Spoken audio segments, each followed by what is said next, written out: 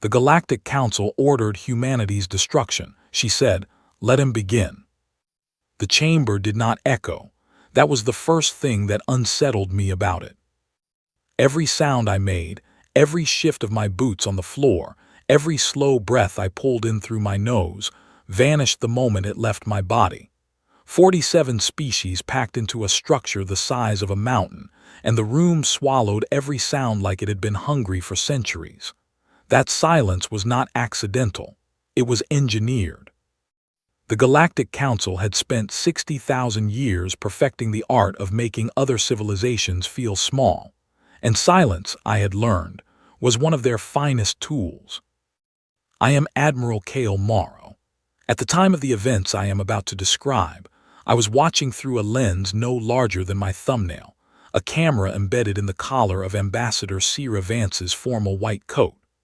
I was 40 light minutes away, sitting in the command chair of a warship that the Council did not know existed, watching the woman I trusted most in the universe walk toward a podium that no human had ever stood behind before. She walked slowly, not because she was afraid. Sierra Vance had never moved slowly out of fear in her life. She walked slowly because she wanted every single delegate in that chamber to look at her. She wanted them to study her. She wanted them to think they understood what they were seeing. They did not. The charges had already been read. 7 hours of them, delivered by the UL Collective in their flat, mechanical voices. Each accusation documented and cross-referenced with the precision of a species that had never once, in recorded history, been wrong about anything. The Kepler colonies expanding beyond treaty boundaries. The Draveth Station incident, which the Council had recorded as human aggression, and which I knew, personally, began when a Draveth patrol fired on an unarmed survey crew. The human refusal to submit to population limitation protocols, which the Council framed as defiance and which we understood as survival. And then, the charge that had dropped the room into a different kind of silence entirely. Project Ares. The name had leaked 14 months before the vote. How it leaked, I still do not know with certainty. What the Council saw was enough to make 47 civilizations reach the same conclusion before a single debate was held. They did not know the full scope of what we had built. They knew only the outline of it, and the outline alone had been enough to terrify them. They voted before Sierra even reached the podium. I saw it happen in real time through her collar camera. The tally board above the central dais filled in species by species, each symbol glowing as it registered. The UL Collective, the Karath Dominion, the Vreth Assembly. One after another, the symbols lit up in the pale amber color the Council used for approval. 47 symbols, 47 civilizations. Every single one in favor of Directive Omega, the lawful, documented, procedurally approved order for the complete and permanent removal of the human species from the galaxy. They voted, and then they waited for Sierra to see it. She saw it. I watched her eyes move to the board. I watched the number settle. I watched her read it the way she read everything, completely and instantly, without any visible reaction. Then she stepped up to the podium. She stood there for 12 seconds without speaking. I counted them. In that silence, which the room swallowed as it swallowed everything else, every eye in the chamber was on her. Every sensor array of every species was trained in her direction. The Serenthi, ancient and bioluminescent, their bodies shifting through slow pulses of cold blue light, leaned forward in their high seats. The Karath, massive and armored, their translated breath coming through vents in rhythmic bursts, went still in a way that their kind rarely went still. Even the UL Collective, which had no individual bodies, seemed to compress itself, to draw its shared attention into a tighter focus. 12 seconds. Then Sierra spoke. "Before you vote," she said, and her voice carried with absolute clarity through the chamber's translation system, reaching every species in their own language, "I need you to understand what you are starting. Not asking, not requesting, not threatening. I need you to understand. Because unlike every species you have done this to before, we prepared for it." The chamber did not react the way I expected. There were no sounds of outrage, no procedural interruptions, no delegate rose to respond. They simply watched her, and in their watching, I felt something that took me a moment to identify. They were uncertain. 47 civilizations, representing the oldest and most powerful political body in the known galaxy, and a single human woman standing at their podium had introduced a variable their models had not prepared for. The vote had already passed. That was the procedure. The verdict was final. What she was doing now was not an appeal. She had said it herself. She was not asking. She was not requesting. She was informing. She held the moment for 3 more seconds, and then she turned. Not to the delegates, not to the tally board. She turned directly toward the maintenance panel on the far wall where, 11 months earlier, a human technician on a routine contract had installed a camera so small it was invisible to standard sensor sweeps. She looked into that camera. She looked, across 40 light minutes of space, directly at me. And she nodded once. "Let him begin," she said. Those were the last words Ambassador Sierra Vance spoke in the Chamber of Accord. She did not wait for a response. She stepped back from the podium, walked the length of the chamber without hurrying, and passed through a door that was not supposed to open for her. I was already giving the order before the door closed behind her. Across 14 star systems and 47 hidden locations scattered through the dark between mapped space lanes, the lights came on. The Ares fleet answered. For 31 years, humanity had known the vote was coming. That is not a guess. It is not a dramatic exaggeration constructed in hindsight to make the story feel inevitable. I know the exact date the conclusion was reached, the names of the 4 analysts who produced the report, and the precise calculation that made every subsequent decision not a choice but a logical necessity. I know these things because I was one of the 4 analysts. I was 26 years old, and I had just spent 18 months mapping the Council's behavior against every species it had contacted in the previous 10,000 years. The pattern was not hidden. It was simply large enough that you had to step back far enough to see it all at once, and most people were never willing to step back that far. Every species that had grown too quickly, every civilization that refused to be fully modeled by the Council's prediction systems, every culture that developed technology ahead of schedule or thought in ways the Council's existing frameworks could not comfortably contain. They were all gone. Not through open war, not through dramatic confrontation, but through Directive Omega, issued quietly, carried out efficiently, recorded in the Council's archives as a necessary measure for galactic stability. 11 species in 10,000 years, each one presented to the wider galaxy as a threat, each one removed before they became what the Council's models projected they might eventually become. We were going to be the 12th. The report I helped produce was classified at a level that has no public name. It went to 7 people.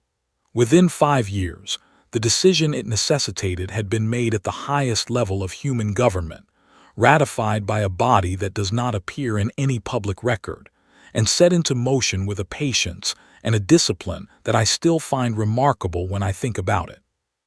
Because what humanity decided to do, in response to learning that the most powerful political body in the galaxy had quietly condemned us, was not to protest, not to flee, and not to fight in the open.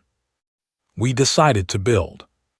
And we decided to keep building until we had built something that could not be ignored, could not be dismantled, and could not be answered by anything the galaxy had ever seen before.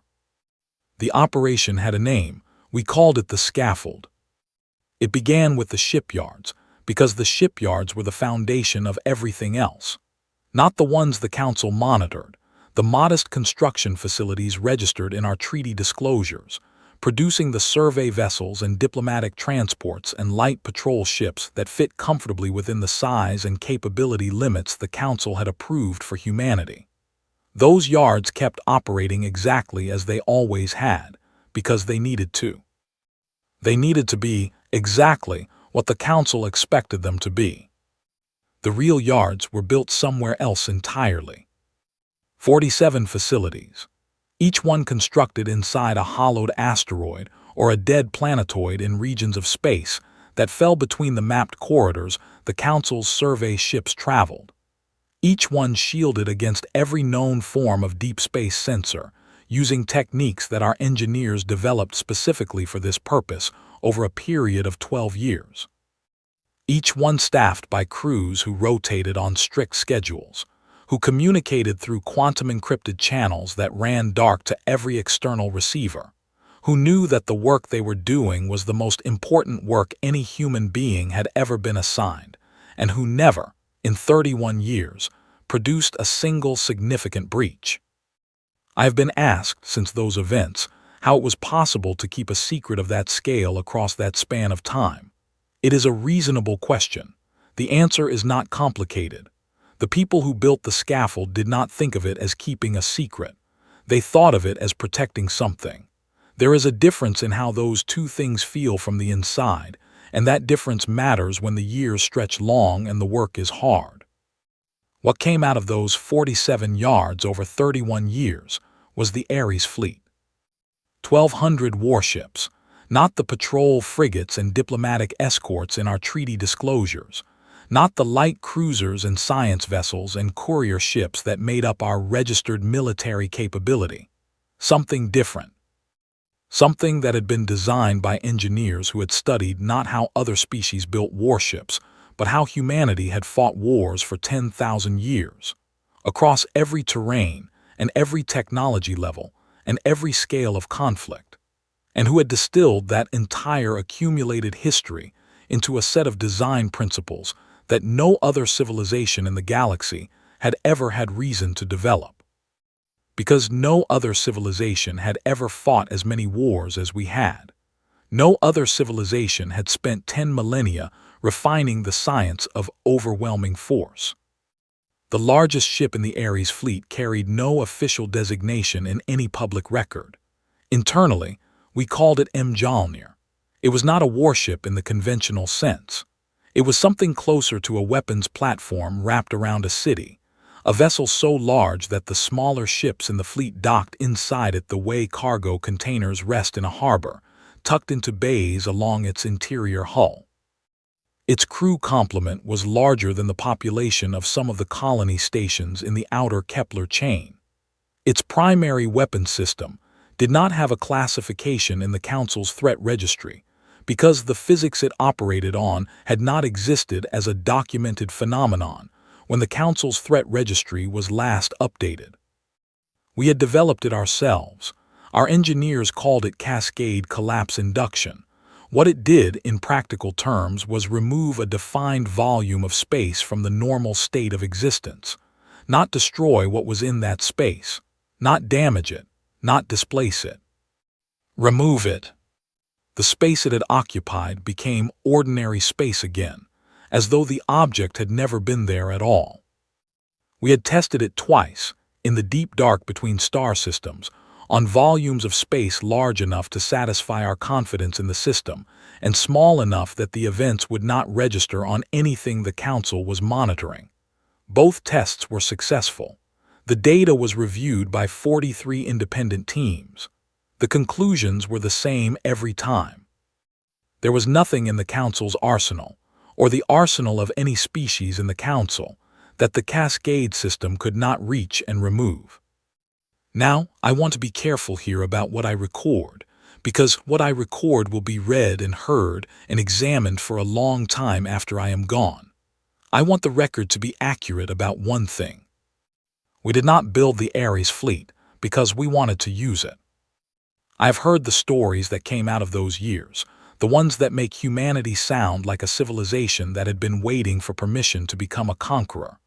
Those stories are wrong. Every person who worked on the scaffold, every engineer and crew member and analyst and administrator understood that what they were building was a lock, not a key. They were building it because the door existed, because something was going to come through it eventually. Because the alternative to being ready was being the 12th name on a list that nobody outside the council's archives would ever read. We built it because we refused to disappear quietly. We built it because Sierra Vance had to walk into that chamber with something real standing behind her words. And we built it because, on the day she turned to a camera no larger than her thumbnail and said, "Let him begin," the people on the other side of that camera needed to be ready. When she gave the word, the scaffold's blackout ended. 47 facilities dropped their sensor shielding simultaneously. 1,200 ships activated their transponders. Mjolnir lit up every receiver in the galaxy like a second sun coming online. For the first time in 31 years, humanity stood up to its full height. And the galaxy, which had never seen it before, went very quiet. The Council's response fleet took 46 hours to do nothing. I had planned for many things in the years leading up to those events. I had wargamed hundreds of scenarios with the best strategic minds humanity had available, running variables and outcomes and response timelines until the simulations blurred together. I had planned for an immediate launch. I had planned for a delayed response designed to allow political maneuvering. I had planned for a coordinated strike from multiple directions, and for a single overwhelming force, and for a blockade strategy, and for a dozen combinations of all of the above. I had not planned for silence. Not tactical silence, not the silence of a fleet moving dark and fast toward an engagement. The silence of a political body that had received information it did not know how to process. The Council's combined armada sat at the edge of the Sol system's sensor shadow for 46 hours and did not advance a single kilometer. Their communication traffic, which our intercept teams were pulling from every frequency they broadcast on, went from organized to fragmented to something that our translators described as argumentative. They were not arguing about tactics. They were arguing about whether to proceed at all. The first sign that something fundamental had shifted came 18 hours into that silence, when the Serenthi delegation transmitted a formal withdrawal from Directive Omega. The Serenthi were the oldest continuous civilization in the Council, 4 million years of unbroken recorded history, and they had never in that time withdrawn from a ratified directive. The text of their withdrawal was brief and precise. They had reviewed the available information regarding the Ares fleet. Their projections indicated that proceeding with Directive Omega would result in consequences they were not prepared to accept. They were removing their forces from the engagement order. 40 minutes later, the PAL withdrew. 2 hours after that, the Vreth Assembly transmitted their withdrawal, and that was the one that changed the arithmetic of the situation in a way that could not be recovered from. The Vreth were the most militarily capable species in the Council. Their armada represented nearly a quarter of the total force that had been assembled for the engagement. When they pulled out, they did not do so quietly. Their withdrawal message was direct. They had modeled 700 engagement scenarios. In none of those scenarios did the Council achieve a decisive result without sustaining losses that their leadership was unwilling to accept. They had joined the Council to maintain galactic stability, not to absorb catastrophic damage in service of a directive they were no longer confident was achievable. They were withdrawing. 3 species gone. The Council's consensus engine, which had operated without a significant fracture in 60,000 years, began showing fault lines that our analysts could track in real time through the communication intercepts. Species that had voted yes less than 3 days earlier were quietly repositioning their fleets away from the engagement corridor. Not retreating, not yet, but creating distance, creating options, creating the physical space to make a different choice if the situation continued to develop in the direction it was developing. Sierra, meanwhile, was no longer in the Council's custody. She had walked out of the Chamber of Accord 14 minutes after the vote. Through a door that opened because the human maintenance technicians who had serviced that wing of the building for the past 6 years had spent those years doing something other than standard maintenance. She had passed 4 security checkpoints without incident because the humans staffing those checkpoints as contracted support personnel had been waiting for exactly this moment. She had reached a private docking bay deep in the station's lower levels and boarded a courier ship that, according to the Council's docking records, did not exist. The lockdown order was issued 11 minutes after she cleared the station's outer perimeter. By then, she was 30 light minutes away and accelerating hard toward a transit point that our navigation teams had mapped and pre-cleared 18 months in advance. She arrived aboard Mjolnir 4 hours before I expected her. I was in the main briefing room when she came through the door, still wearing her ambassador's formal whites, which were immaculate in a way that seemed almost unreasonable given everything she had just moved through. She looked at the tactical display running the current positions of the Council fleet and the Ares fleet, and the 3 species that had already withdrawn. She looked at it for about 10 seconds. Then she sat down across from me and asked one question. "How long before we can be at Velsora?" I told her. She nodded once, exactly the way she had nodded at the camera in the Chamber of Accord. "Then let's not make them wait. I want to record what that felt like, because I think the record should contain it. There are moments in large events, moments that only last a few seconds, when you become aware that you are standing inside something that will be described and analyzed and argued about long after everyone present is gone. I had felt it twice before in my career, both times in the middle of engagements that turned out to be decisive. It is not a comfortable feeling. It does not feel like triumph or confidence. It feels like weight, like the future pressing down on the present with everything it contains. I felt it in that briefing room, watching Sierra Vance study the tactical display. I gave the order for the Ares fleet to set course for Velsara. The Council's remaining fleet, minus the 3 species that had already withdrawn, was still sitting at the edge of the Sol system's sensor shadow when our transponders showed our change of course. The communication intercept spiked immediately, a sudden burst of traffic across every frequency, species talking to species in the kind of rapid back-and-forth that our translators flagged as urgent. Our course change had answered the question they had been trying to avoid asking themselves. We were not waiting to be attacked. We were coming to them. There is a specific quality to the silence that falls over a bridge crew when something happens that has no precedent.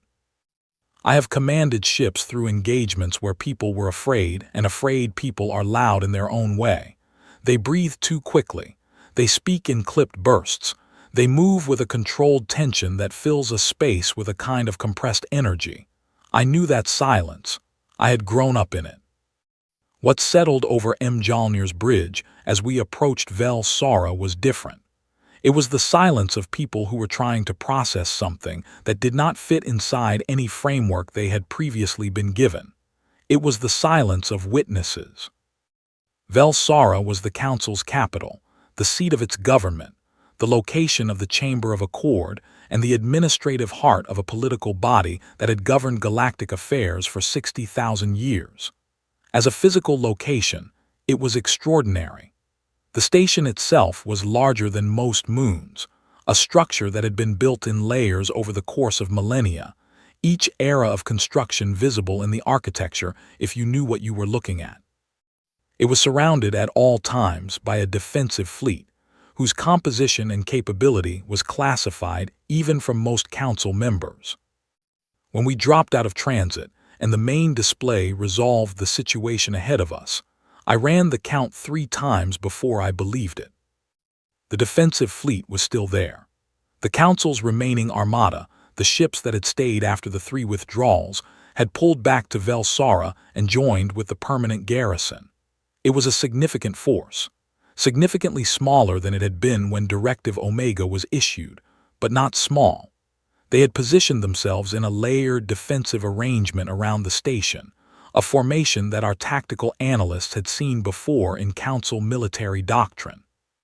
It was a standard maximum defense configuration. It was designed to absorb an attack. We had not come to attack.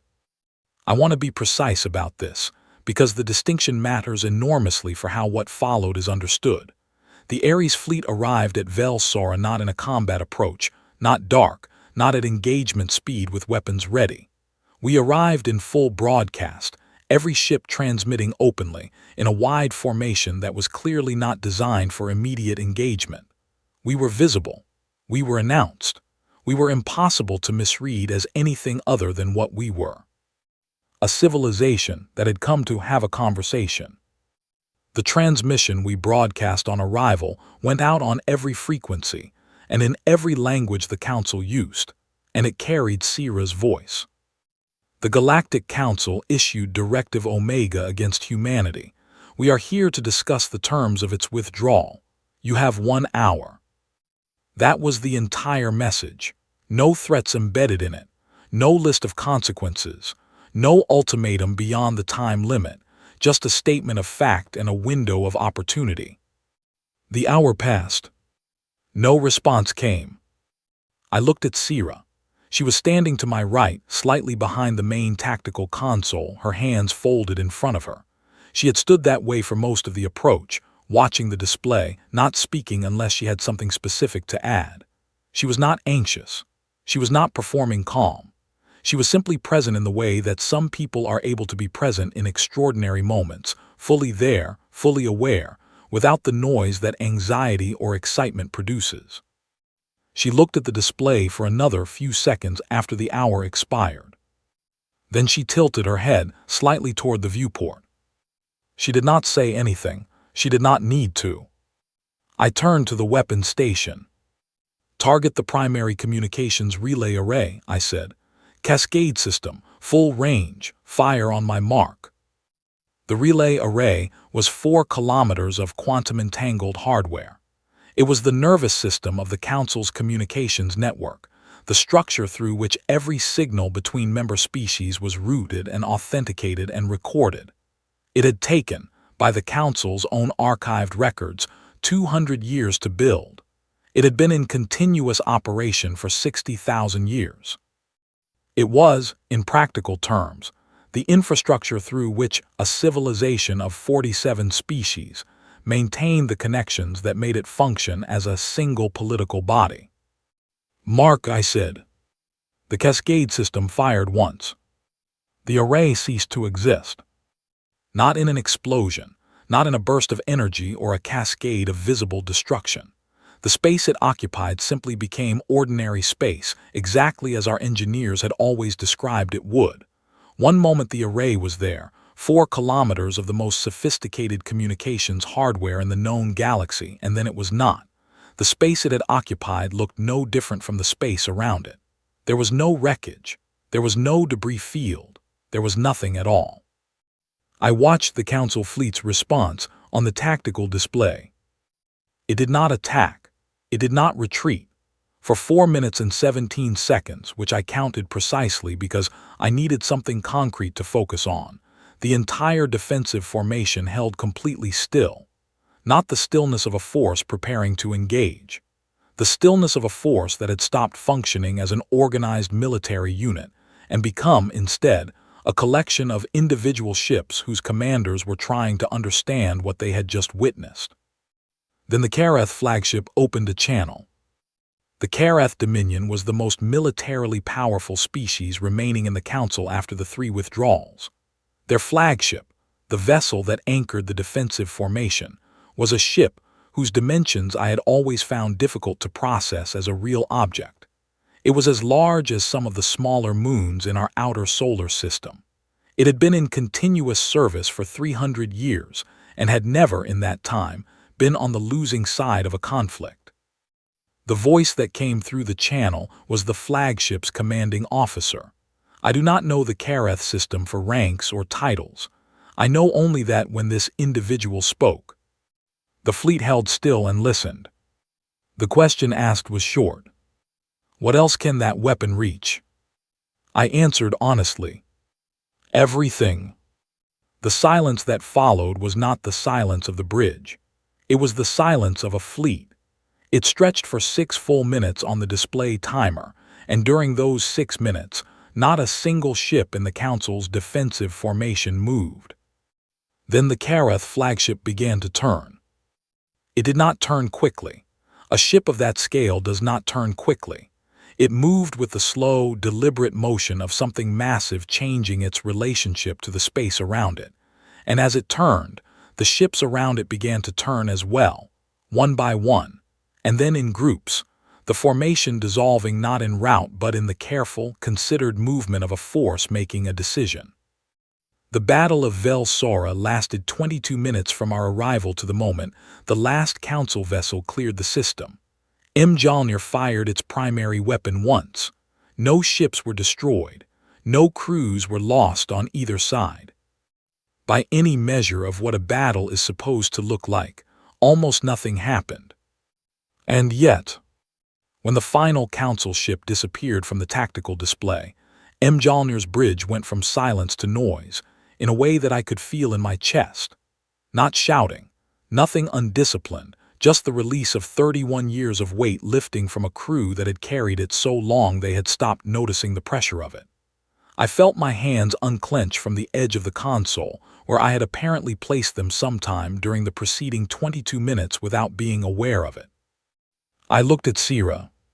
She was looking at the now empty space on the display where the Council fleet had been. "They'll come back," she said quietly, "eventually." "I know," I said. "We should be ready for that conversation too."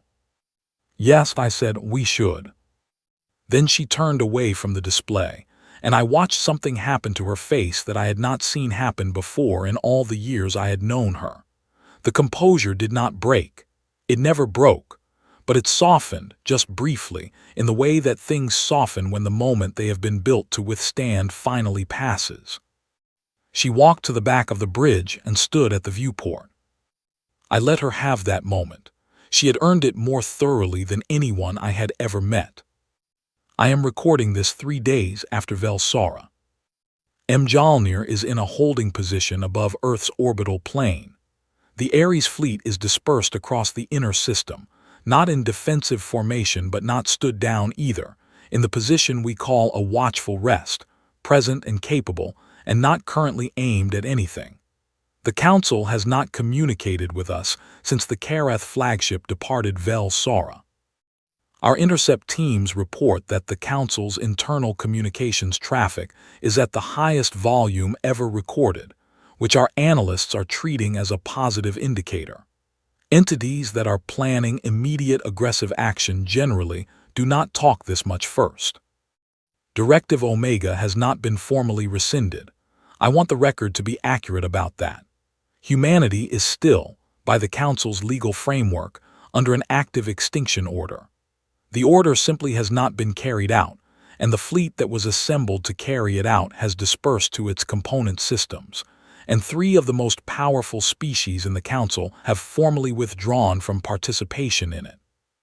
What that means in practice, and what it will mean in the months and years ahead, is not something I am able to determine from where I am sitting. What I can tell you is what I know.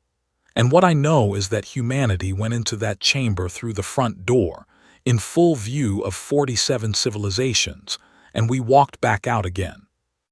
I found Sira last night on the ship's forward observation deck.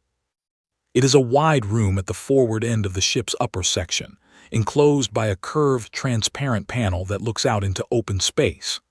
At our current position, Earth is visible from that panel as a small, bright object, recognizable by its color if you know what you are looking at. I have stood at that panel many times in the past 3 days, looking at it, thinking about what it means that it is still there. Sira was already there when I arrived. She was standing close to the panel, not touching it, looking out. She was still wearing the formal white she had worn in the Chamber of Accord. I had begun to wonder if she had any other clothes on the ship. I sat on the bench behind her. She did not turn around. We stayed that way for a while. I do not know how long. Long enough for the light from the observation panel to change as the ship completed a slow rotation in its holding position. Eventually, I asked her the question I had been carrying since I watched her stand at the Council's podium. I asked her what she had been thinking during those 12 seconds of silence, before she spoke, before she said anything at all, when she was standing there with the vote already recorded and 47 species watching her, what had been in her mind. She did not answer immediately. I had expected that. Sierra processed things at her own pace, and she never spoke before she was ready, which was one of the qualities that had made her extraordinary at her work and occasionally frustrating to the people around her. When she finally answered, she did not turn from the viewport. "I was thinking about my grandmother," she said. Her voice was quiet and even, the voice she used when she was telling the truth about something that mattered. She used to say that the bravest thing a person can do is walk into a room where they have already decided you do not belong and make them regret the decision. She paused. I figured that scaled. I looked at her for a moment, then I laughed. I should note for the record that I am not a person who laughs easily. My crew would attest to this with some enthusiasm, I suspect. In the years I have commanded ships and led operations and sat through briefings that described consequences I was responsible for preventing, laughter has not been a frequent response. It is not that I lack the capacity for it.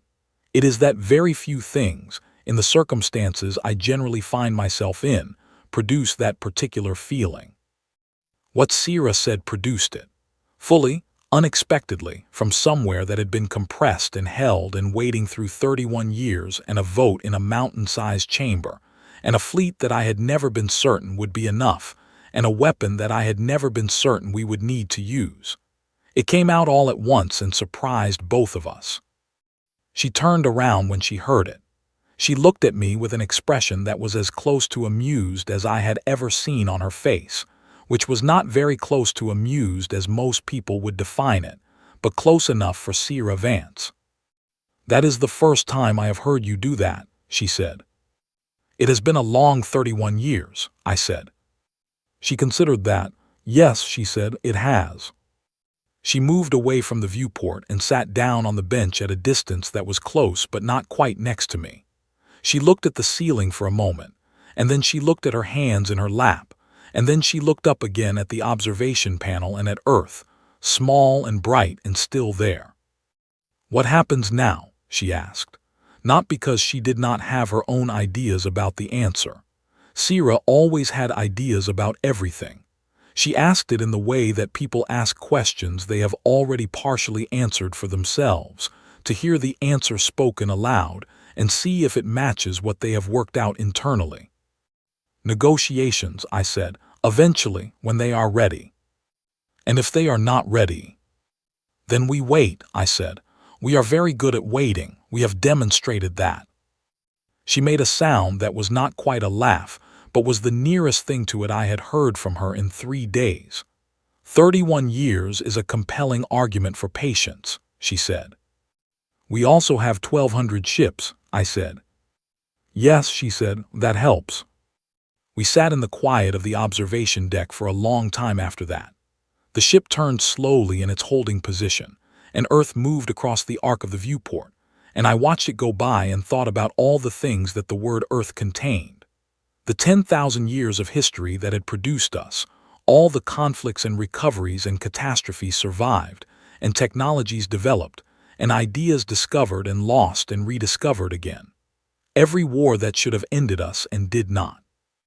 Every extinction-level event we had looked at directly and decided, collectively and individually, that we were going to get through it, because the alternative was not acceptable, and humanity has never been comfortable accepting alternatives that it has not exhausted every option to avoid.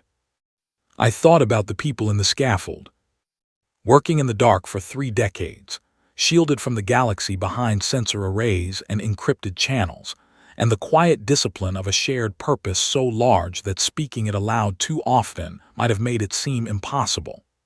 I thought about the engineers who designed a weapon that removed space itself from the normal order of things, working from physics that had never been documented because we were the only civilization that had needed to discover it. I thought about the crew of M. Jalnir and the 1,200 ships of the Ares fleet, and the ordinary humans on Earth, who did not know the full scope of what had been built in the dark on their behalf, but who had, in their daily lives and their daily choices, produced the civilization that made all of it possible. And I thought about Cira Vance, standing at a podium in a chamber that swallowed sound, in front of 47 civilizations that had already decided, saying the words she needed to say, and then turning to a camera the size of her thumbnail to give the signal that started everything. Not afraid, not defeated, not asking for mercy. Just informing them, just making sure they understood what they had started. I am not a person who uses the word legend lightly. I have spent my career dealing in facts, in verified information, in documented events with confirmed sources.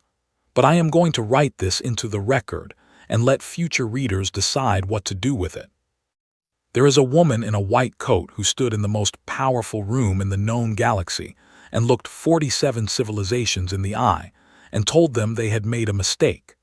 And then she turned to a camera no one was supposed to know was there, and she gave 6 words to the people waiting on the other side of it, and 1,000 ships answered.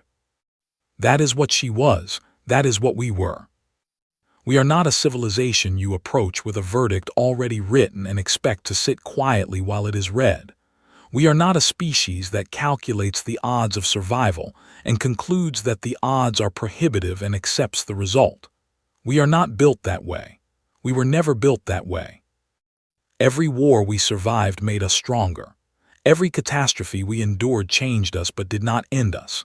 Every time something looked at us from across whatever divide separated us and decided that we were not worth the trouble of understanding, we proved it wrong, not through argument, not through appeal, but through the simple, stubborn, deeply human act of still being here.